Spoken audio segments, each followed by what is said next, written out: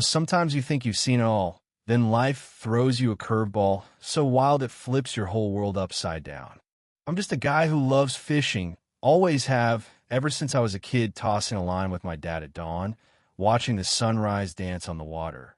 But when I walked down to my favorite spot at Willow Creek one crisp morning, expecting nothing but the quiet ripple of the lake and maybe a bass or two, I found something that stopped me cold, dead fish everywhere, floating like ghosts, the water streaked with this eerie blue shimmer, and a chemical stink so sharp it burned my nose.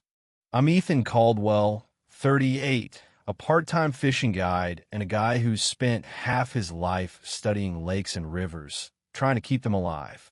That creek behind my house in Pine Hollow, this little suburban neighborhood in Oregon, was my sanctuary.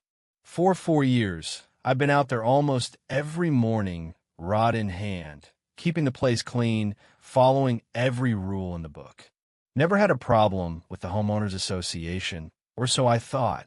But standing there, staring at this poison mess base, trout, even the little minnows, all belly up, I felt this knot in my gut like someone had punched me.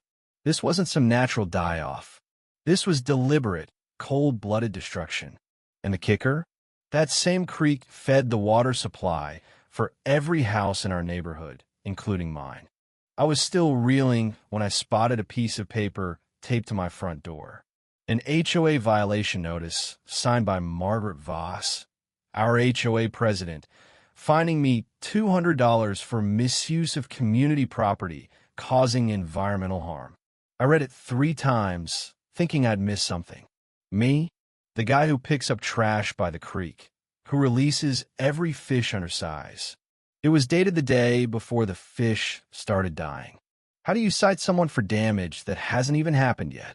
Unless you knew it was coming. Margaret's name on that notice made my blood boil. She's 55, a real estate broker with a smile like a shark and a knack for making you feel small. I'd seen her kind before, power hungry, always pushing community improvements that somehow only benefited her. I grabbed the HOA handbook from my kitchen, flipping through the rules I'd actually bothered to read when I moved in. Warnings, hearings, 30-day notices, none of that had happened. She'd skipped every step like she was daring me to fight back. I was about to call her office when I heard her heels clicking on the sidewalk. There she was, all prim in her blazer, clutching a leather binder like it was a shield. Ethan, maybe if you weren't out there fishing all day, our creek wouldn't look like a toxic dump, she said, her voice dripping with fake concern. I pointed at the water, the blue streaks catching the sunlight. You think my fishing did this? Margaret, I've been protecting water systems for 15 years. This is copper sulfate industrial-grade stuff. You don't just find that at Home Depot. She didn't even blink, just shrugged. Well, we never had issues until you turned our creek into your personal playground. Besides, big changes are coming, Ethan. This creek won't be your problem much longer. The way she said big changes sent a chill down my spine, like she was dangling a secret she couldn't wait to cash in on. I started noticing things I'd missed: fresh dirt near the creek, new pipes running underground toward the houses. Someone had been working here, and it wasn't for maintenance. That night, I couldn't sleep, replaying her words, the violation notice, the dead fish. My dad's voice echoed in my head. A healthy lake is a living thing, Ethan. When it dies, something's wrong, real wrong. This wasn't just about me. This was about every family here, drinking from that same water. A couple days later, Margaret called a snap HOA meeting, giving us barely 24 hours notice, another rule she broke without a second thought. I showed up at the community center, and the air was thick, like everyone was waiting for a storm to break. Neighbors whispered, glancing at me like I was some kind of eco-terrorist. As I tried to take a seat up front, Margaret's assistant, a jittery woman named Karen, blocked my path. Sorry, Mr. Caldwell, but due to the ongoing investigation, you'll need to sit in the back. I bit my tongue. Karen, every resident gets equal access to these meetings. It's in the bylaws. She just fidgeted, But Margaret smirked from the podium, loving every second of it. She stood there, all polished in her navy suit, pearls gleaming like she was running for office. "We're here because one resident's reckless behavior has endangered our water," she said, not naming me, but making sure every eye in the room turned my way. "This individual may have even sabotaged the creek to dodge responsibility." I felt my face burn. Sabotaged? She was trying to pin her crime on me. Then she held up a document, waving it like a flag. "I'm asking Ethan Caldwell to sign this pledge, banning him from fishing in our creek, effective immediately." The room went quiet. The pledge wasn't just a fishing ban, it was a trap, laced with legal jargon about acknowledging environmental damage and waiving my right to challenge future development opportunities. I stood up, heart pounding but voice steady. "Margaret, you can't ban fishing without an environmental study and a resident vote. That's the law." Her smile turned icy. "As president, I decide what's best for our property values, Mr. Caldwell. Maybe you should find a new hobby or a new neighborhood." The threat hung in the air, and then she slipped up. Leaning over to Karen, she whispered, "Get the development papers ready by Monday. We need that contamination report for the city, pronto." Her voice carried just far enough for me to hear, and my blood ran cold. Development? Contamination report? This wasn't about fishing, it was about something much bigger. After the meeting, I stuck around, pretending to shuffle papers while eavesdropping. Margaret and Karen stayed late, their voices low but urgent.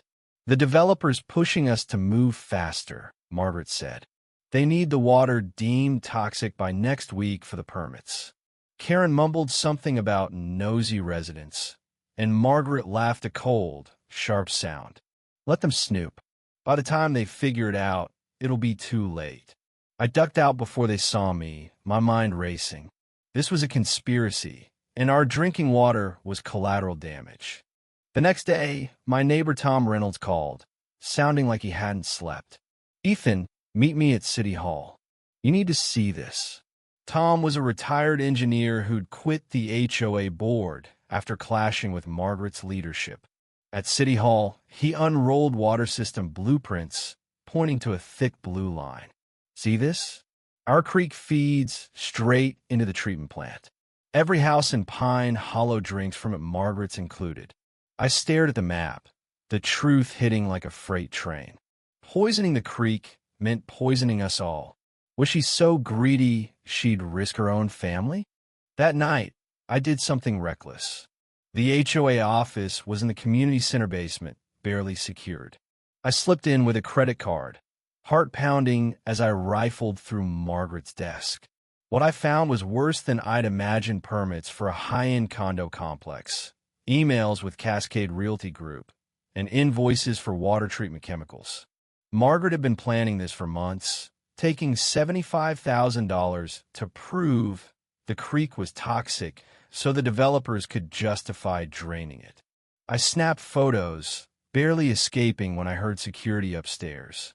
But Margaret was one step ahead. The next morning, a sheriff's deputy showed up with a lawsuit: harassment, trespassing, $6,000 in damages. She was trying to bury me in legal fees. Neighbors started avoiding me. Even Mrs. Larson, who used to wave while her kids watched me fish, hustled them inside when I passed.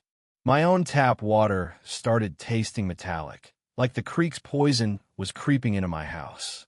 I was losing ground, and Tom was catching heat too, labeled a troublemaker for backing me.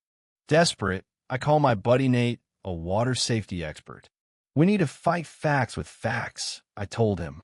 He was all in, organizing a public water testing event that weekend, open, transparent, no secrets. We set up at the creek, families trickling in with picnic blankets, kids running around, but the tension was thick. Margaret showed up early, her own consultants in tow, setting up a rival testing booth. "We're ensuring unbiased results," she announced, loud enough for everyone to hear, implying our tests were rigged. Nate's team brought EPA-grade gear, pH meters, analyzers, the works. As they started testing, Margaret's assistant flashed some fake regulatory badge, delaying us with paperwork nonsense. "This is harassment," I muttered to Tom, who was filming everything. Margaret, in her pristine white outfit, worked the crowd like a politician, but then she overplayed her hand. "Mr. Caldwell has been caught breaking into HOA property, stealing confidential files," she declared, painting me as a criminal. The crowd murmured, and I felt my credibility slipping. Nate's first results came in, and his face tightened. "It's bad, Ethan. Copper sulfate levels are 20 times EPA limits, plus lead and mercury. This is no accident." Before he could announce it, Margaret's consultant jumped in. "Our tests show manageable contamination, likely worsened by unauthorized fishing." The crowd wavered, confused. That's when Tom stepped up, holding the emails we'd found. "Margaret took $75,000 from developers to fake this crisis," he said, voice like steel. A paralegal neighbor, Jenny, backed him up. "These emails are legit. This is fraud, plain and simple." The crowd turned. Mrs. Larson, whose kid had been sick for weeks, shouted, "My son's been vomiting because of that water." Others chimed in, piecing together their own health scares.